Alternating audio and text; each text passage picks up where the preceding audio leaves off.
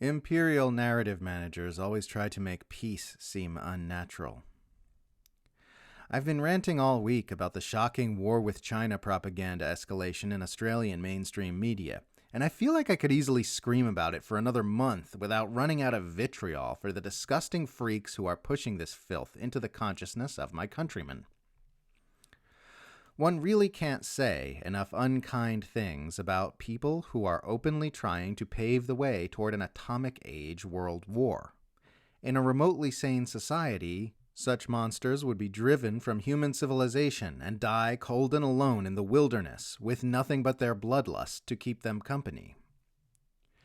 One of the most obnoxious things said during this latest propaganda push appeared in the joint statement provided by the 5 experts, read Empire-funded China hawks, recruited by the Sydney Morning Herald and The Age to share their obscenely hawkish opinions in an official-looking media presentation. This paragraph has been rattling around in my head since I first read it. Quote, Australia must prepare itself. Most important of all is a psychological shift. Urgency must replace complacency. The recent decades of tranquility were not the norm in human affairs, but an aberration.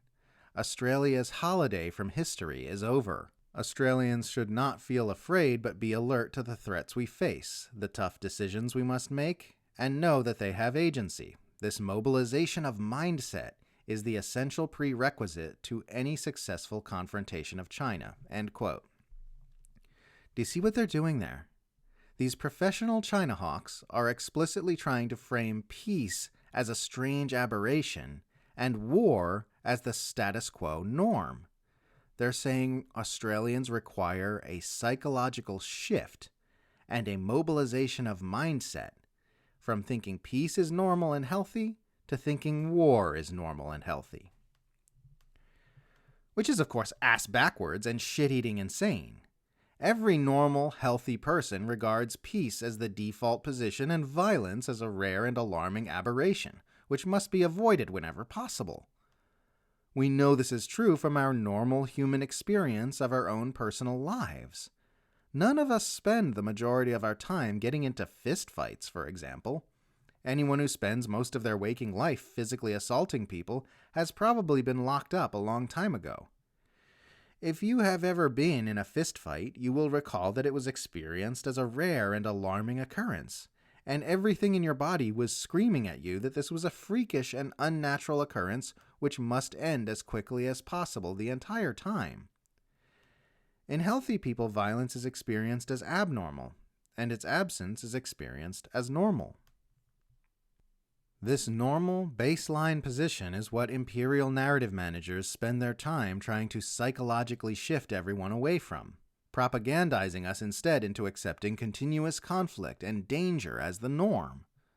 Such a shift is beneficial to the empire, to war profiteers, and to professional war propagandists, and is entirely destructive to everyone else. It causes us to accept material conditions which directly harm our own interests, and it makes us crazy and neurotic as a civilization.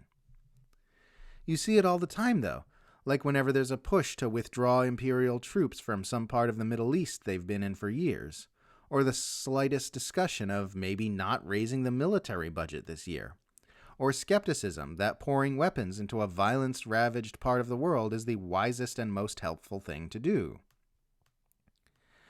Anytime we see the slightest beginnings of the tiniest movement towards stepping away from the path of nonstop warmongering and militarism, pundits and politicians begin bleating words like isolationism and appeasement in an attempt to make calls for de-escalation, demilitarization, diplomacy, and détente look freakish and abnormal in contrast to the sane, responsible status quo of hurtling toward nuclear Armageddon at full tilt. Their job is to abnormalize peace and normalize war, which means our job as healthy human beings is to do the exact opposite. We must help everyone understand the horrors of war and the unfathomable nightmares that can be unleashed by reckless brinkmanship, and help people to understand that peace is what's healthy and to imagine a future where it is the norm. The bad news is that we are pushing against a narrative manufacturing apparatus that is backed by the might of a globe-spanning empire. The good news is that our vision is the one that's based on truth, and deep down everyone can sense it.